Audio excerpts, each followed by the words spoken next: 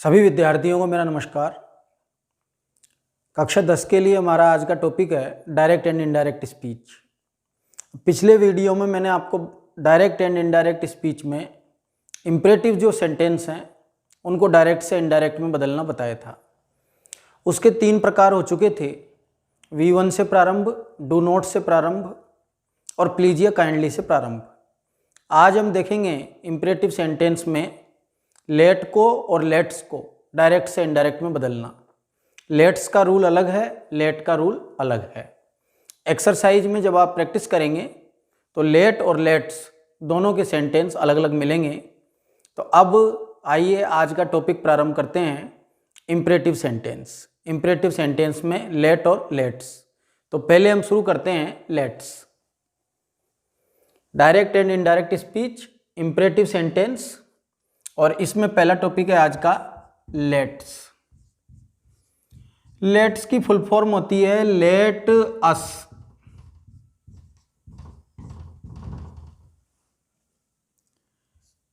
अब ये वाक्य देखिए, ही सेड टू मी,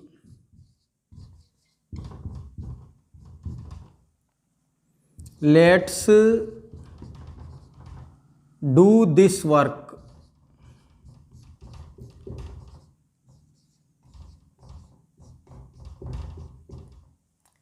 ये डायरेक्ट स्पीच है, इसको इनडायरेक्ट स्पीच में कन्वर्ट करना है, चेंज करना है। प्रारंभ हुआ है लेट्स, इम्परेटिव सेंटेंस का एक टाइप है। ही सेड टू मी, ये आरवी है, और जो इधर का पोर्शन है लेट्स से वर्क तक, ये आरएस है। अब इसको बिल्कुल सिंपल रूल्स में समझेंगे कि किस प्रकार से इसको डायरेक्ट से इनडायरेक्ट में चेंज करना है। तो सबसे पहले आरवी का change, he suggested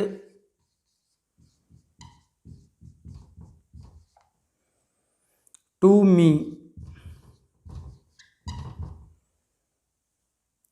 that we should do that work.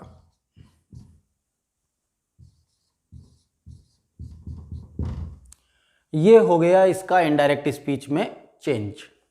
अब इसमें कौन कौन से रूल्स फॉलो हुए हैं जिनकी अंडरस्टैंडिंग आपको होनी चाहिए, तो 1 बाय 1 उन रूल्स को देखेंगे। तो सबसे पहले बात करते हैं आरवी की। तो सेड के स्थान पर सजेस्टेड और सेड टू के स्थान पर सजेस्टेड टू, ये एक स्ट्रेंज थिंग है, क्योंकि और जितने भी प्रकार के चेंज होते हैं, जैसे सेड हो या सेड टू हो, तो उसका आस्क्ड हो जाता है, कहीं पर इंक्वायर्ड ऑफ हो जाता है, ऑर्डर्ड हो जाता है, एडवाइज्ड हो जाता है, रिक्वेस्टेड हो जाता है। लेकिन यहाँ पर उन सब में टू हट जाता है, लेकिन इसमें टू रहेगा। सेड के स्थान पर सजेस्टेड और सेड टू के स्थान पर सजेस्टेड टू। मतलब अगर सेड टू है, आरवी में ऑब्जेक्ट दिया गया है, तो सेड टू का करना है सजेस्टेड टू। और अगर सेड के बाद ही कोमा लगा हुआ है, मतलब आरवी में ऑब्जेक्ट नहीं है, तो फिर सेड का कर देना सजेस्टेड। एक इसका सिमिलर वर्ड और है प्रोपोज्ड, तो सजेस्टेड या प्रोपोज्ड दोनों में से किसी भी एक का यूज कर सकते हैं। अब इसके बाद में नेक्स्ट रूल देखते हैं कनेक्टिव। इसमें कनेक्टिव रहेगा दैट। कनेक्टिव के स्थान पर दैट का प्रयोग करो। अब इसके बाद में लेट्स। लेट्स की फुल फॉर्म होती है लेट अस। तो इधर कहीं लेट नहीं आ रहा है, तो एक रूल ये हो गया कि लेट को हटा दो, लेट को हटा देंगे। अब इसके बाद में मोस्ट इंपॉर्टेंट रूल इसका, कि जो अस है, अस को या तो वी में चेंज करना है या दे में चेंज करना है, दो ही ऑप्शन है। यही सबसे मोस्ट इंपॉर्टेंट रूल है डियर स्टूडेंट्स, आपकी अंडरस्टैंडिंग के लिए। तो इसको किस प्रकार से चेंज करेंगे, तो देखेंगे कि यदि आरवी में फर्स्ट पर्सन के प्रोनाउन दिख जाते हैं, कहीं पर भी दिख जाए, जैसे ये आरवी है, आरवी का ही सब्जेक्ट है और मी ऑब्जेक्ट है, तो ये जो मी है ये फर्स्ट पर्सन है। फर्स्ट पर्सन में आते हैं आई और वी, मतलब पूरा ग्रुप, I, my, mine, me, we, our, ours, us.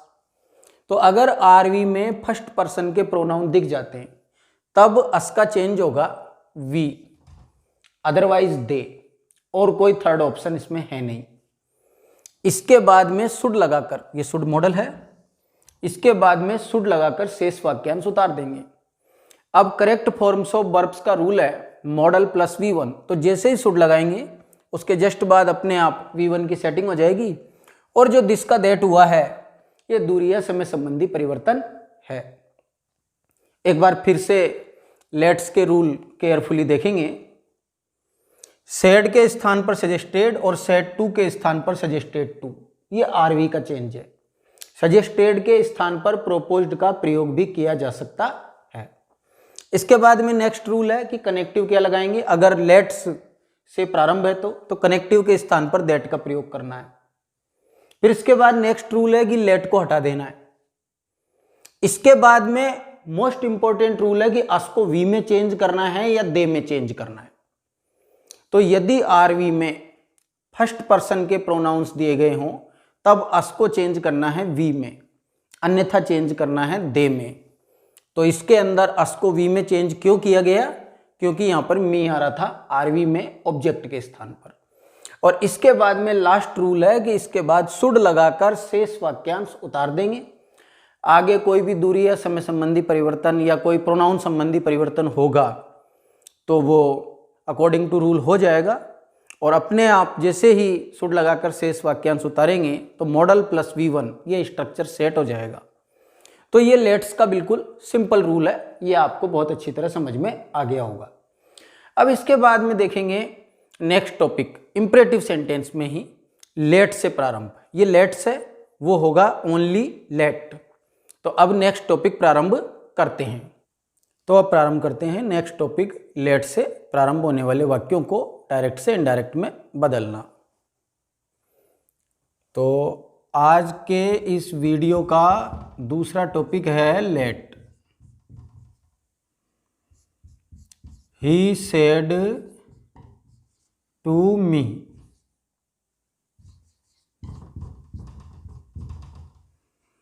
Late me do this work, let me do this work. तो अब ये लेट से प्रारंभ है, ये इसकी पहचान हो गई। अब इसको इनडायरेक्ट स्पीच में चेंज करेंगे तो he requested me to let him do that work. Let को डायरेक्ट से इनडायरेक्ट में बदलना बेहद आसान है, ये लेट्स से भी ज़्यादा सरल है। ये मैंने डायरेक्ट से इनडायरेक्ट में चेंज करके आपको एक एग्जांपल बताया है। अब इसके रूल्स को केयरफुली समझेंगे। तो सबसे पहले आरवी की बात करते हैं। तो ये सेड या सेड टू के स्थान पर रिक्वेस्टेड, आरवी में सेड या सेड टू के स्थान पर रिक्वेस्टेड का प्रयोग करेंगे। ये हो गया रूल 1। अब इसके बाद बात करते हैं कनेक्टिव की। तो कनेक्टिव के स्थान पर इसमें टू का प्रयोग होगा। अब जो लेट्स था, लेट्स में तो लेट को हटाते थे, लेकिन लेट में लेट को नहीं हटाएंगे। अब इसके बाद लास्ट रूल इसका यही होगा कि कनेक्टिव के बाद में लेट लगाकर, मतलब टू के बाद में लेट लगाकर शेष वाक्यांश उतार देंगे। और अगर कोई प्रोनाउन या दूरी या समय संबंधी परिवर्तन होगा तो वो अकॉर्डिंग टू रूल हो जाएगा। जैसे मी है, मी फर्स्ट पर्सन है, फर्स्ट पर्सन बदलता है आरवी के सब्जेक्ट के अकॉर्डिंग। तो ये मी का ही से चेंज हो गया है हिम, और दिस का जो दैट हुआ है ये है दूरी या समय संबंधी परिवर्तन। तो लेट से प्रारंभ होने वाले इंपरेटिव सेंटेंस को डायरेक्ट से इनडायरेक्ट में बदलना बिल्कुल आसान है। इसके लिए केवल ये 3 रूल्स हैं जो आपको फॉलो करने हैं। आरवी में सेड या सेड टू के स्थान पर प्रयोग करना है रिक्वेस्टेड का। इसके बाद में कनेक्टिव लगाना है टू, और टू के बाद में लेट लगाकर शेष वाक्यांश उतार दो। तो इस प्रकार से इस वीडियो में आज इंपरेटिव सेंटेंस कंप्लीट होते हैं। पिछले वीडियो में मैंने आपको इंपरेटिव सेंटेंस के 3 टाइप्स बता दिए थे। V1 से प्रारंभ, डू नॉट से प्रारंभ और प्लीज या काइंडली से प्रारंभ। और ये इसका लास्ट टाइप था जिसके 2 भाग थे, 2 पार्ट्स। एक लेट्स से प्रारंभ और एक लेट से प्रारंभ। तो इम्परेटिव सेंटेंस अब समाप्त होते हैं।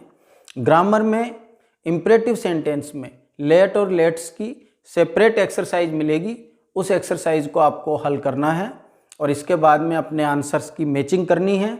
और ये जो तरीका आपको बताया है, ये तरीका अगर आपके समझ में आ गया तो पूरी एक्सरसाइज आप इजी वे में हल कर सकते हैं। तो इम्परेटिव सेंटेंस अब समाप्त होते हैं। डियर स्टूडेंट्स, आज के लिए इतना ही।